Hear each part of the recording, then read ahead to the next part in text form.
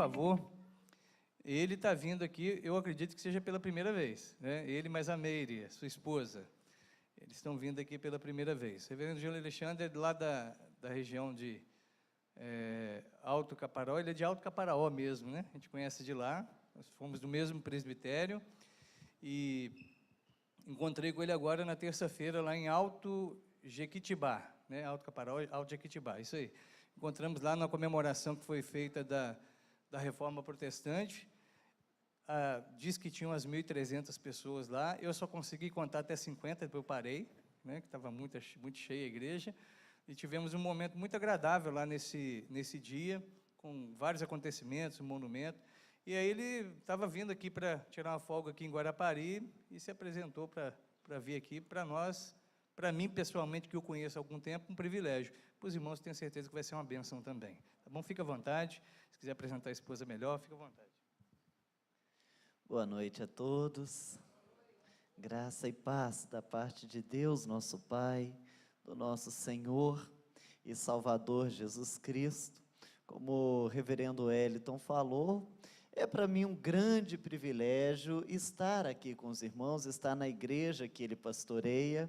Nós estivemos juntos na semana passada por ocasião das comemorações dos 500 anos da Reforma Protestante, que foi promovido pelo Sínodo Leste de Minas, e aconteceu na cidade de Alto Jequitibá. E conversando com o reverendo Eliton, eu me ofereci. Perguntei se ele estaria na igreja no próximo domingo, e sabedor que eu também estaria na região, eu falei, eu posso pregar na sua igreja? Ele, no seu momento de loucura, disse, pode sim. E eu falei assim, então tá bom, já está agendado. Eu acredito que ele nem acreditou muito não, porque depois ele veio com a conversa, se você for mesmo, eu falei assim, já está tudo preparado. E a condição que ele me colocou foi a de falar sobre um dos pilares da Reforma Protestante. Me parece que os irmãos já têm estudado sobre alguns pilares, eu vejo aqui atrás, inclusive, um banner com estes pilares, e ele falou que hoje o estudo, a exposição seria sobre o quinto pilar, somente a Deus toda glória, ou glória somente a Deus, a expressão latina, soli deo glória. E eu convido então os irmãos para nós pensarmos, refletirmos, estudarmos sobre este pilar tão importante para a nossa fé, e o nosso texto base, inclusive, é de onde nós temos esta porção, porque dele, por ele e para ele são todas as coisas. Vamos, portanto, abrir as nossas Bíblias na carta de Paulo aos Romanos, capítulo de número 11. Carta de Paulo aos Romanos, capítulo de número 11. Enquanto os irmãos abrem as suas Bíblias, reverendo Eliton, eu já conheço há algum tempo, nós temos o mesmo presbitério de origem, tive o privilégio de ouvi-lo no sermão de prova, não como um pastor, ainda não era nem um candidato do presbitério, ele foi ordenado antes de mim, mas eu me lembro do sermão dele lá no Alto Caparaó, se não me falha a memória, sobre a parábola do filho pródigo, que ele chamou de a parábola do pai amoroso. Lembra, inclusive, da ilustração dos porcos espinhos, se aproximando para não morrerem congelados. E hoje está aqui na igreja do pastor Wellington. Pastor, é um grande privilégio. Nós fizemos juntos a nossa validação de teologia lá no Mackenzie também. Não sei se ele continuou fazendo outros cursos no Mackenzie. Continuou? No Jump, e o mestrado em aconselhamento bíblico, porque você sabe do que aconteceu no mestrado de aconselhamento? O reverendo Jackstone e o reverendo Teodomiro disseram, olha, nós vamos lá para Belo Horizonte para fazer o curso. Eu fiz a minha inscrição, cheguei lá e cadê o povo? Eles foram para São Paulo e arranjaram um jeito de me mandar para Belo Horizonte. Romanos capítulo 11, a partir do verso de número 33, nos diz assim, ó profundidade da riqueza, tanto da sabedoria como do conhecimento de Deus, quão insondáveis são os seus juízos e quão inescrutáveis os seus caminhos. Quem, pois, conheceu a mente do Senhor? Ou quem foi o seu conselheiro? Ou quem primeiro deu a ele para que lhe venha a ser restituído? Porque dele, e por meio dele, e para ele são todas as coisas. A ele, pois, a glória eternamente. Amém. Senhor amado, nós aqui estamos nesse momento, e louvamos o Senhor por esta oportunidade. Sabemos que o Senhor nos trouxe aqui, e queremos neste momento honrar e glorificar o teu santo nome. Pedimos, ó Deus, que o Senhor fale aos nossos corações através da tua palavra, porque carecemos do Senhor, precisamos de ti, somos dependentes, ó Pai, da tua boa mão sendo favorável a nós. Abra, ó Deus, os nossos ouvidos para ouvirmos a tua palavra, e ser com os nossos lábios para que possamos falar tão somente a sua voz. Age, ó Deus, no coração de cada pessoa aqui presente, a começar, ó Deus, no meu coração. Assim eu oro a Ti, confiado no Senhor, no nome de Jesus. Amém. Eu fiquei também feliz com o tema que me foi proposto. Eu gosto do Soli Deo Glória, porque me lembra uma brincadeira que eu tinha quando criança. Quando criança, pré-adolescente, eu brincava de detetive.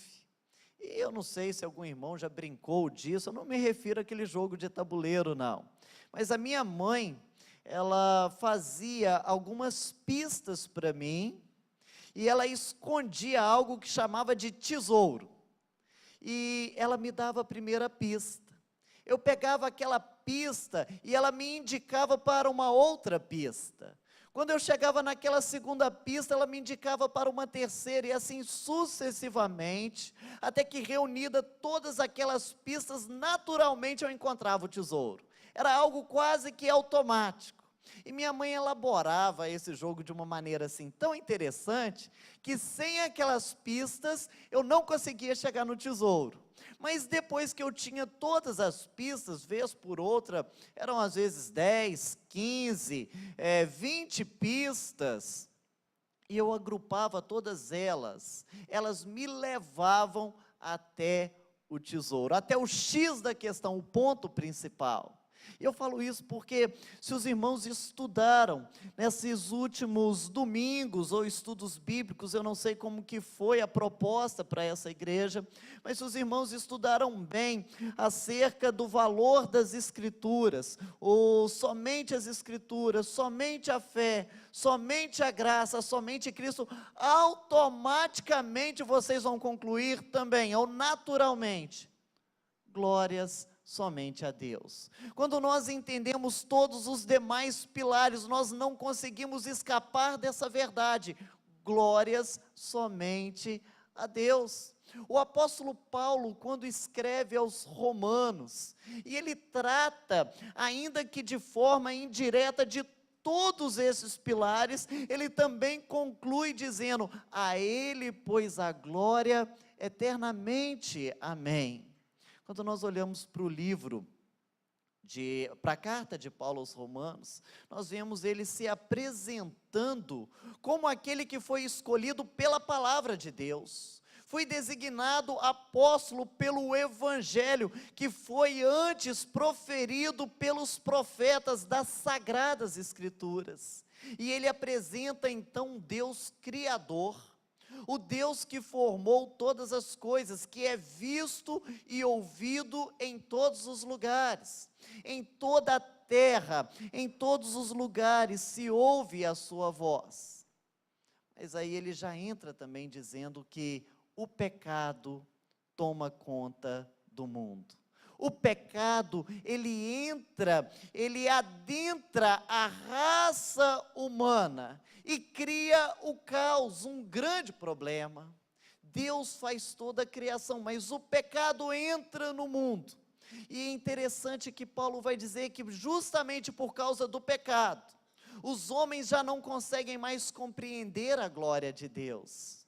ele diz que nós pecamos, ou que todos pecaram, e destituídos estão da glória de Deus. Quando Paulo vai falar dos efeitos do pecado, da depravação que o homem chegou, vai dizer que o homem deixou de dar glórias a Deus para dar glórias à criatura, adorando então os ídolos que ele mesmo forja, seja no seu coração ou seja externamente.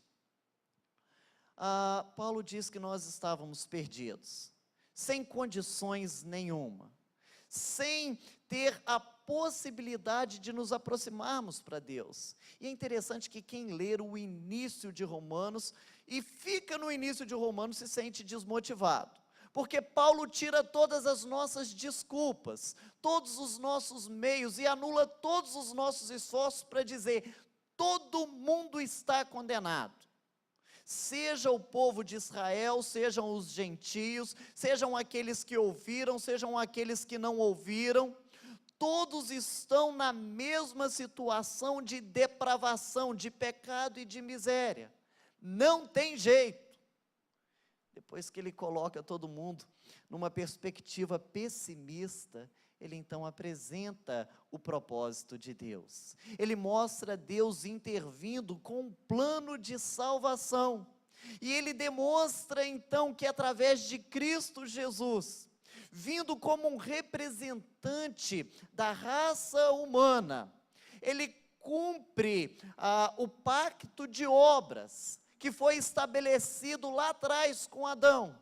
Ele vem como o segundo Adão, e cumprindo perfeitamente este pacto de obras, ele estabelece agora um novo pacto, o pacto da graça, uma nova aliança, na qual nós podemos novamente nos aproximarmos de Deus, e isso através daquilo que Deus coloca nos nossos corações, que é a fé. Fé é esta que nos justifica. Agora nós estamos novamente unidos a Cristo, através de Cristo Jesus, perdoados, e Paulo vai dizer então que nós somos mantenedores desta nova aliança. Deus nos reconhece como mantenedores, nós morremos com Cristo, e agora nós também ressuscitamos com Cristo. Infelizmente, ainda que nesse novo estado, ainda pecadores. E aí nós temos aquele capítulo 7 de Paulo, quando ele vai dizer que ele trava dentro de si uma luta terrível. Ele sabe o que é bom, ele quer fazer o que é bom, mas ele tem uma luta e ele acaba fazendo o mal que ele não quer. E ele então exclama: desventurado homem que sou, quem me livrará do corpo dessa morte? Ele entende a graça de Deus na sua vida, mas ele entende que ainda assim, ele não consegue se desvencilhar totalmente do pecado, e ele chega a dizer: se nós dependêssemos da lei para sermos salvos, nós estaríamos perdidos, porque a lei é boa, mas eu não consigo cumprir a lei. A lei é santa, mas a lei na verdade mostra o quão miserável eu sou. Quando eu olho para a palavra de Deus, para a vontade de Deus e para quem realmente eu sou, eu consigo entender que eu não consigo chegar até Deus, eu não tenho condições. Ele louva então a Deus, porque ele entende que aquilo que ele não pode, Deus faz por ele. E aí nós temos um dos capítulos mais bonitos da palavra de Deus. Se é que podemos eleger algum capítulo, mas o capítulo 8 de Romanos, particularmente, é um capítulo que eu gosto muito, aonde Paulo já começa dizendo que não há mais condenação para aqueles que estão em Cristo Jesus. Ele fala de toda a conspiração de Deus, de todo o envolvimento de Deus, que nos supre nas nossas necessidades, que nos leva aonde nós não temos condições de irmos sozinhos, que estabelece em nós uma paz que nós não podemos produzir, que confere a nós e derrama sobre nós do seu próprio Espírito, que nos assiste nos momentos de fraqueza, do investimento de Deus nas nossas vidas. E aí ele termina aquele capítulo 8 dizendo: não tem nada que pode nos separar do amor de Deus. O que vai nos separar? Não é a morte, não é a vida, não é anjos, não é principados, não é potestades, não são coisas do presente, não são coisas do porvir, não é a altura, não é a profundidade, nada, absolutamente nada pode nos separar do amor de Deus, que está em Cristo Jesus.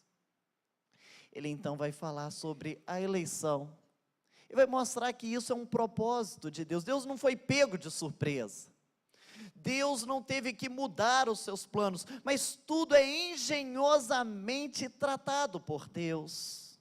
Deus não foi surpreendido pelo pecado, mas Ele interviu no problema do pecado, trazendo solução para que o seu nome fosse glorificado. E aí no capítulo de número 9, 10 e 11 de Romanos, o apóstolo Paulo então vai mostrar a graça de Deus na eleição. Nós descobrimos a graça eletiva de Deus, e ele conclui no capítulo 11, o desígnio de Deus para todos, para o seu remanescente, para aqueles que são eleitos, e ele então louva a Deus no final desse capítulo 11, dizendo, ó profundidade da riqueza, tanto da sabedoria, como do conhecimento de Deus, quão insondáveis são os seus juízos e quão inescrutáveis os seus caminhos. Quem, pois, conheceu a mente do Senhor, ou quem foi o seu conselheiro? Ou quem primeiro deu a ele para que lhe venha a ser restituído?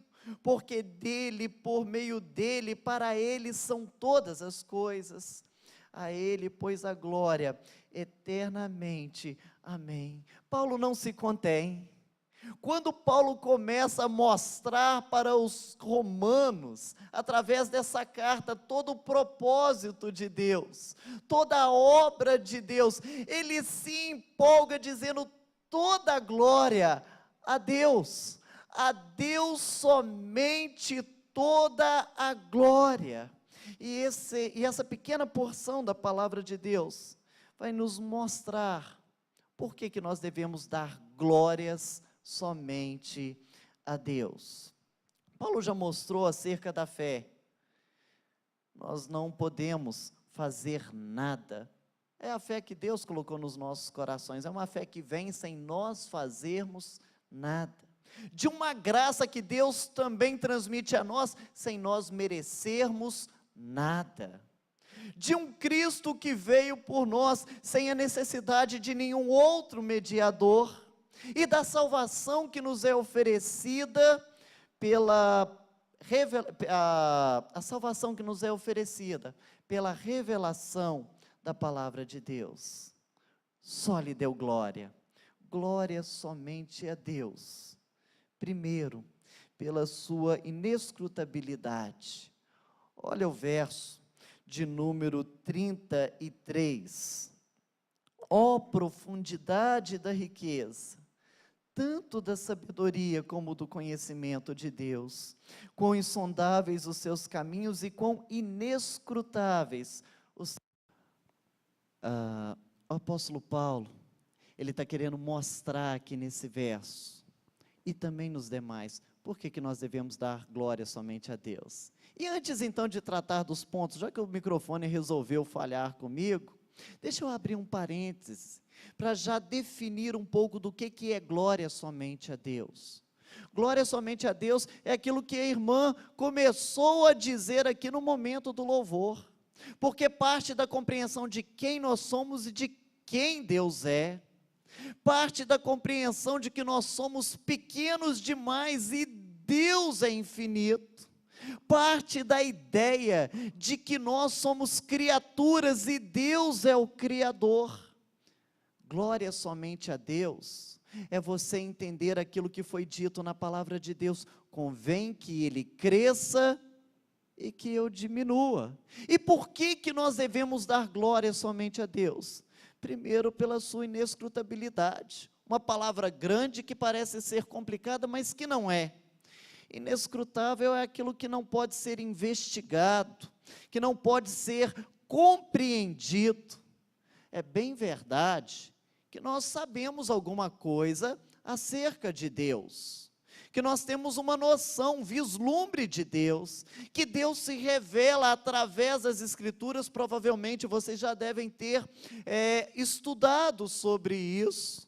Romanos, inclusive, Paulo, quando vai falar acerca da posição, da situação do homem como indesculpável perante Deus, diz que Deus, ele é reconhecido também através da sua criação, inclusive os atributos de Deus podem ser reconhecidos através daquilo que ele criou. Contudo, ainda assim, Deus, ele é incompreendido. Incompreendido no sentido de que nós não conseguimos compreender totalmente a Deus. Quem somos nós para compreender todos os mistérios de Deus e o ser de Deus? Paulo era um grande pensador e um grande entendedor acerca de Deus. Talvez um dos grandes pensadores que nós temos no Novo Testamento. Foi o maior escritor. Quando nós abrimos o Novo Testamento, praticamente todos os livros, se não a maioria, foram escritos pelo apóstolo Paulo.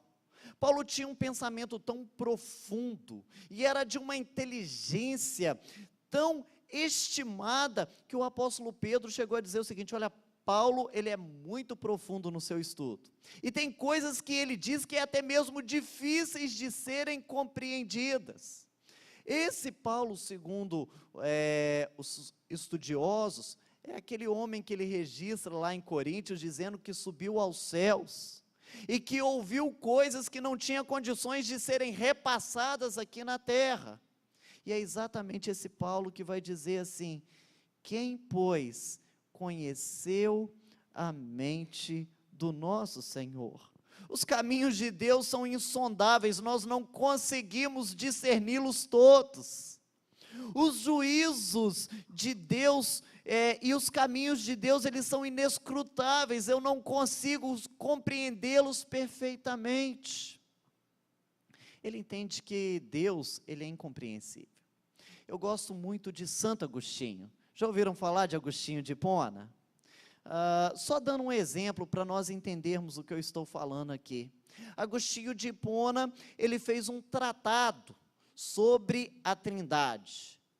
Assunto complicado de ser entendido. Nós sabemos que existe um só Deus, que subsiste em 3 pessoas, da mesma substância, iguais em poder e em forma. Mas eu não sei a mente de vocês, a minha mente entra em parafuso. Eu não consigo entender exatamente o que isso significa. Eu não consigo entender perfeitamente o que é um, que ao mesmo tempo é 3. Mas eu acredito nisso porque a palavra de Deus me fala. E é nisso daí que eu me recolho a minha insignificância. E eu digo, olha, glória somente a Deus, porque eu não consigo alcançar os caminhos de Deus. Mas Agostinho, ele fez um tratado sobre a Trindade. E um tratado composto de 15 livros e 203 capítulos. E sabe qual é a conclusão que ele chega? Depois de fazer um tratado desse tamanho, Deus não é para ser compreendido, mas é para ser adorado. Eu até consigo ver a profundidade do poço. Eu sei que ele é profundo, mas eu não consigo ver o fundo do poço. Depois de fazer um tratado com 15 livros e 203 capítulos, somente sobre a Trindade, ele diz, eu não consigo compreender a Deus. Nosso Deus é muito maior do que nós podemos imaginar.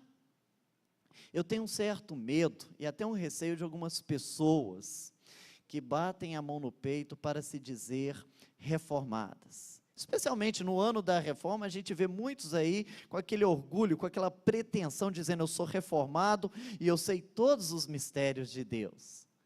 Eu encontro algumas pessoas que têm explicação para tudo na palavra de Deus, para tudo que se refere a Deus. Eu tenho receio dessas pessoas.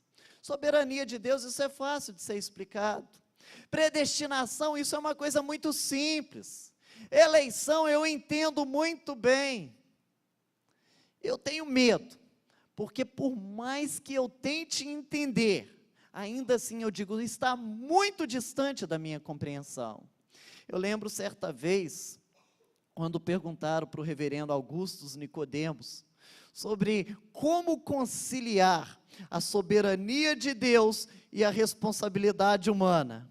E o reverendo Augusto, ele diz, olha, se você souber a resposta, por favor, me fale. Porque eu vejo essas duas coisas como duas linhas paralelas, que lá na frente se encontram no horizonte, mas eu não consigo explicar perfeitamente como ao mesmo tempo Deus é soberano e o homem é responsável. Eu acredito nas duas, porque a Bíblia afirma as duas. Por exemplo, quando Pedro vai fazer aquele sermão do qual 3.000 pessoas são convertidas, ele diz que o Filho do Homem foi entregue segundo a determinação de Deus. Foi Deus que preparou tudo aquilo que aconteceu. Mas ao mesmo tempo, Pedro vira para aquela multidão e diz, vocês mataram o Cristo. Plano de Deus.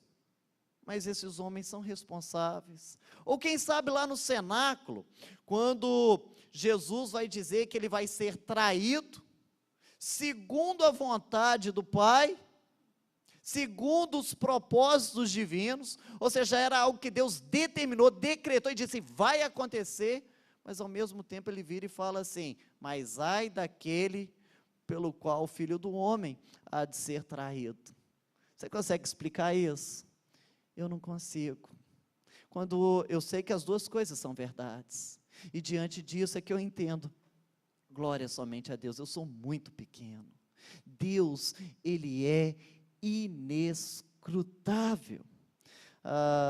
Calvino, ele diz que grande coisa é estar sujeito à majestade de Deus. E se nós olharmos o que o apóstolo Paulo está tratando no capítulo 9, 10 e 11, é justamente a questão da eleição. E ele diz, olha, que coisa complicada. Se vocês prestarem atenção, o apóstolo Paulo vai tratar exatamente da questão da graça de Deus e da eleição de Deus, e ele conclui dizendo, olha, que profundidade da riqueza, tanto do conhecimento, da sabedoria, quanto do conhecimento de Deus. Quem conheceu, pois, a mente do nosso Senhor? Primeira razão pela qual você deve dar glória somente a Deus, é reconhecer que Ele está muito acima de você, que os pensamentos dEle são muito maiores do que o nosso, por conta da sua inescrutabilidade, mas também pela sua soberania. Paulo, ele continua dizendo, ou quem primeiro deu a ele, para que lhe venha a ser restituído. Olha na sua Bíblia, esse verso,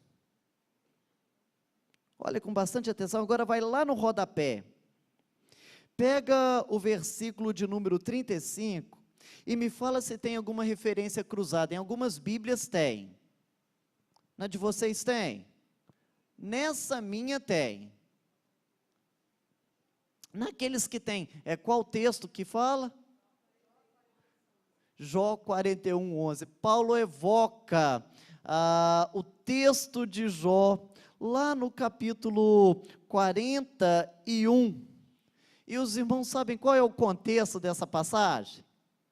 A história de Jó até que é conhecida, né? Todo mundo fala da paciência de Jó, do quanto ele sofreu, do porquê que ele sofria, porque ele era um homem justo, ele era um homem íntegro, ele era um homem temente a Deus, ele era um homem que se preocupava com a sua vida espiritual, que se preocupava com a vida espiritual dos seus filhos, e de repente tudo que pode vir de ruim vem na vida de Jó.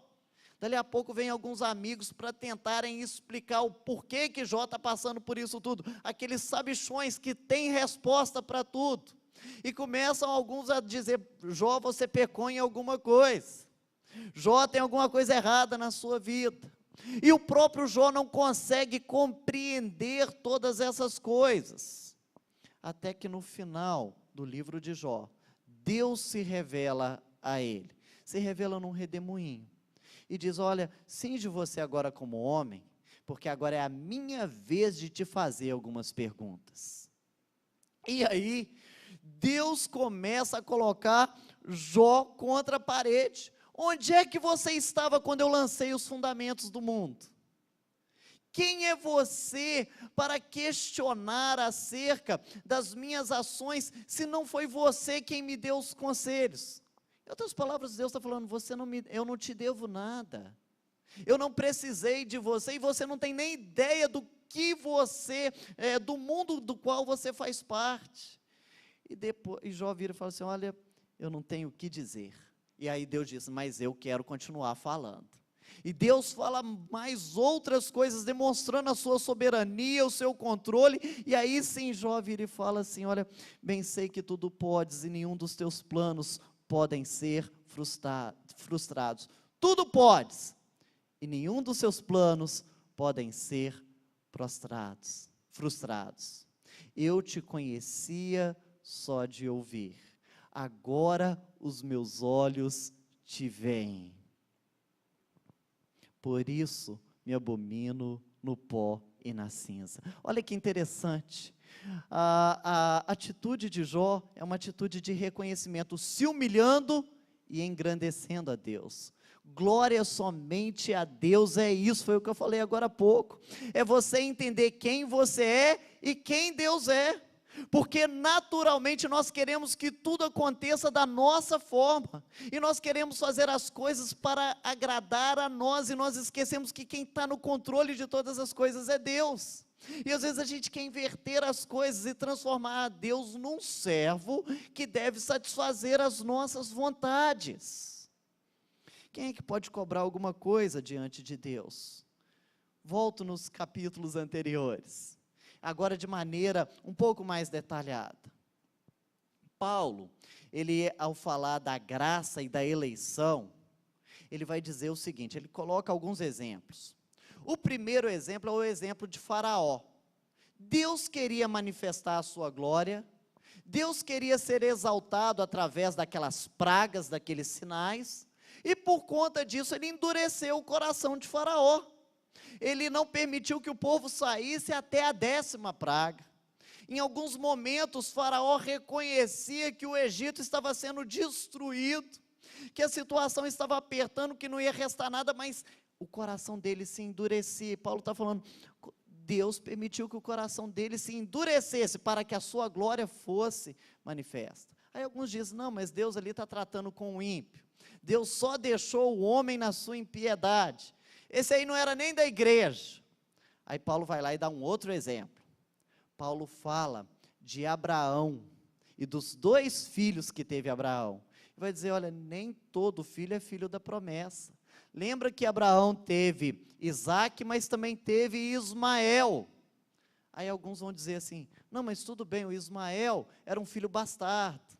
Ismael era um filho de uma serva. O filho legítimo era Isaac. Aí Paulo vem com um terceiro exemplo para tirar todas as nossas desculpas. Ele vai falar o seguinte, olha, então tudo bem, vocês querem ver como é que funciona a eleição de Deus? Como que Deus age da maneira como Ele quer agir? Eu vou dar um terceiro exemplo. Os filhos de Rebeca, gêmeos no ventre dela, eles não tinham feito nada, ainda estavam no ventre da mãe, quando Deus virou e falou o seguinte, o mais velho servirá ao mais moço.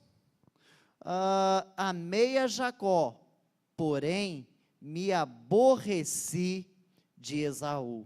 E no verso 11 do capítulo 9, ele ainda vai dizer assim, e não eram os gêmeos nascidos, nem tinham praticado bem ou mal, para que o propósito de Deus quanto à eleição prevalecesse, não por obras, mas por aquele que chama.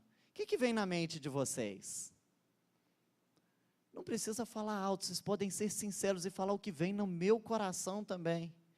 E aí eu vou abrir um espaço para falar que a minha esposa, quando nós estávamos conversando, eu estava conversando com um presbítero, e ela ouviu a nossa conversa, e a reação dela é a reação que nós temos. Mas que injustiça da parte de Deus, de escolher um e de não escolher outro, de escolher um e de odiar a outro, de preferir um em detrimento de outro. Paulo já imagina esse tipo de pensamento. E é por isso que no verso 14, ele diz assim: que diremos, pois? A injustiça da parte de Deus? De modo nenhum, pois ele diz a Moisés: terei misericórdia de quem me aprouver ter misericórdia, e compadecer-me-ei de quem aprouver ter compaixão. E aí no verso de número 19, ainda vem mais um pouco, quando ele diz: de que se queixa ele ainda? Pois quem jamais resistiu à sua vontade? Aí Paulo responde: quem és tu, ó homem, para discutires com Deus? Porventura pode o objeto perguntar a quem o fez: por que me fizeste assim? Ou não tem o oleiro direito sobre a massa para do mesmo barro fazer um vaso para a honra e outro para a desonra? Em outras palavras, o que Paulo está querendo dizer, e conclui naquele trecho que nós lemos, a nossa leitura principal, é: Deus não deve nada a ninguém. Ele, na verdade, é misericordioso e não injusto. E aí eu paro para pensar, eu não sei se os irmãos já pararam para pensar, quando a gente estuda sobre a graça eletiva de Deus, sobre a justificação pela fé, que o próprio Deus coloca em nós, dentro de um propósito dele. Não sei se você já se perguntou isso, eu já me perguntei: por que Deus me escolheu? Porque no meio de tantas pessoas, justo eu fui escolhido por Deus? Não sei, não tem nada em mim que pudesse agradar a Deus, não tem nada em mim que pudesse chamar a atenção ou o favor de Deus. Eu, como pecador, no meio de tantas outras pessoas, por que Deus resolveu me amar? E aí eu volto naquele primeiro ponto: eu não sei, não vou saber responder, mas eu adoro a Deus por isso, eu louvo a Deus por isso, porque Ele não precisava me amar, mas Ele me amou. Ele não precisava me escolher, Ele não precisa de mim, mas Ele me escolheu e Ele me usa. É por isso que a minha vida deve refletir a glória de Deus, é a gratidão, é o prazer que eu sinto de saber que eu sou escolhido por Deus, e Deus faz de mim uma pessoa, não em mim mesmo, mas importante aos olhos dEle. Isso é um privilégio maravilhoso que mostra a glória de Deus. Finalmente, nós devemos dar todas as glórias a Deus, ou glória somente a Deus, pela sua providência. Por Ele, para Ele e por meio dEle são todas as coisas. Eu poderia ter colocado a soberania de Deus e a providência de Deus como uma coisa só, porque as duas estão ligadas. Inclusive, quando se trata da providência de Deus, a providência de Deus, que é a sua maneira muito santa, sábia e poderosa de controlar todas as coisas, é a própria soberania de Deus. Mas me permitam explicar por que eu coloquei essa separação entre a soberania de Deus e a providência de Deus. Por soberania, eu quis enfatizar a ideia de que Deus, Ele é soberano, que Ele pode todas as coisas e que Ele não precisa dar satisfação para ninguém. E por providência, eu quis dizer o fato de nós termos sido criados por Deus e sustentados por Ele. Os irmãos aqui devem conhecer o Salmo 100, não conhece? Nós temos um cântico do Salmo 100. Não sei aqui se os irmãos conhecem, mas é um salmo que muitos até citam de cor. Celebrai com júbilo ao Senhor todas as terras, servi ao Senhor com alegria. E aí, oi? Pode continuar. Apresentai-vos diante dele com cânticos. E aí, sabe por quê? Sabei que o Senhor é Deus, foi Ele quem nos fez, nós somos dele, nós somos rebanho do seu pastoreio, nós glorificamos a Deus, nós vivemos para Deus, porque nós somos de Deus, e é Ele quem nos sustenta, é Ele que supre todas as nossas necessidades. É por isso que eu acredito que não existe espaço para o acaso na minha vida, e que Ele controla todas as circunstâncias da minha e da sua vida. Não existe espaço para mim, na verdade, olha, toda honra, toda glória ao nome do Senhor. Quem sou eu diante desse Deus?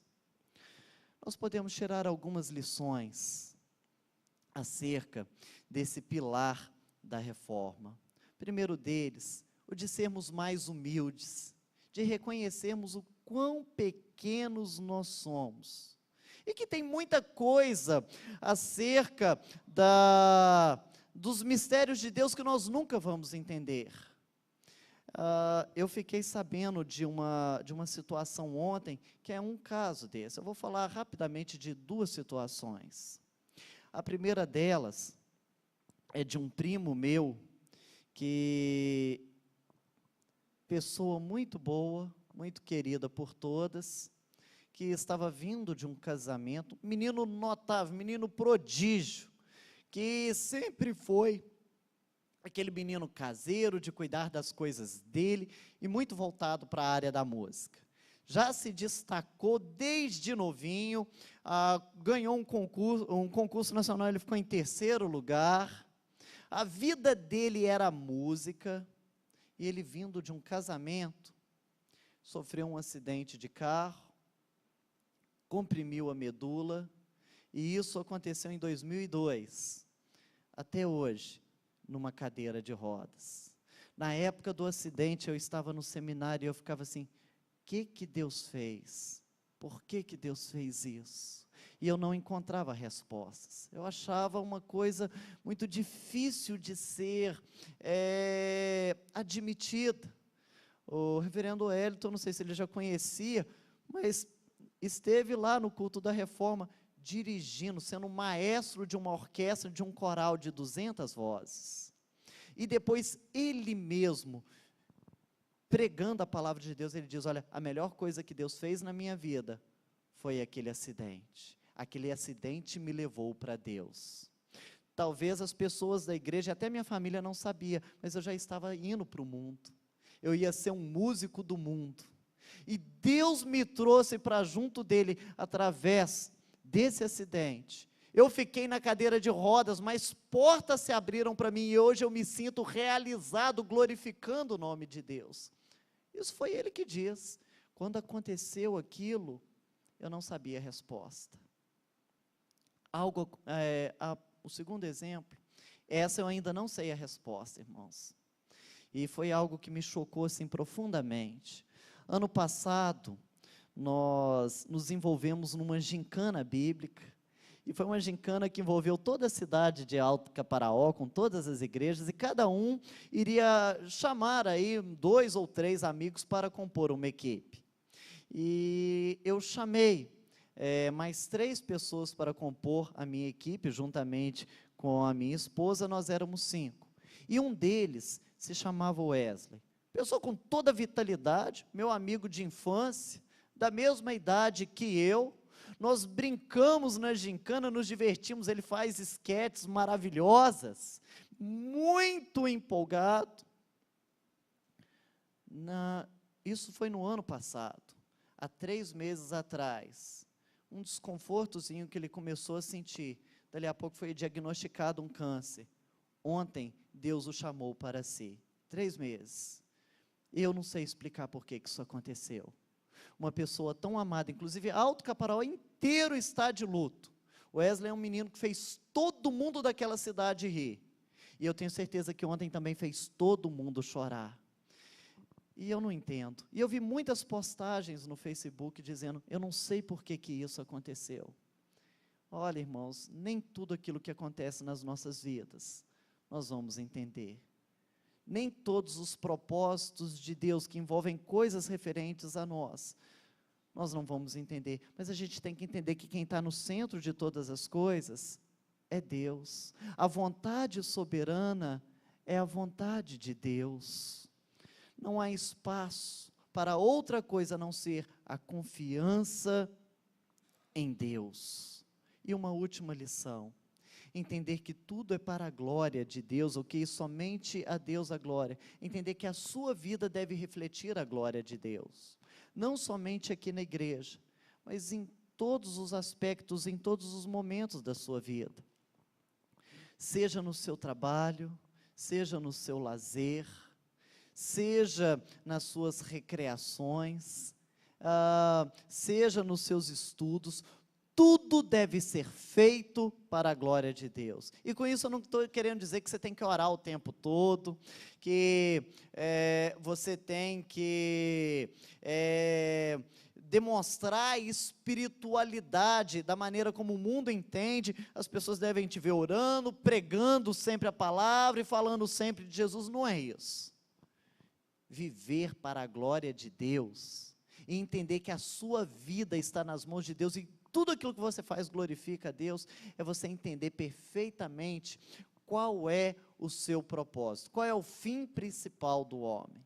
E isso não está ligado somente àquilo que nós chamamos de religioso, mas é a sua vida cotidiana. Se você é um professor, seja um excelente professor. Se você é um funcionário público, seja um excelente funcionário público. Se você é um advogado, seja um excelente advogado. Se você é um médico, seja um excelente médico. Se você é um atendente, seja um excelente atendente. Se você é um aluno, seja um excelente aluno, porque tudo isso você faz para a glória de Deus. Certa vez eu ouvi um sermão lá em Belo Horizonte, na 8ª igreja, quando a pessoa ela contou o exemplo de uma pessoa que fazia valas, buracos.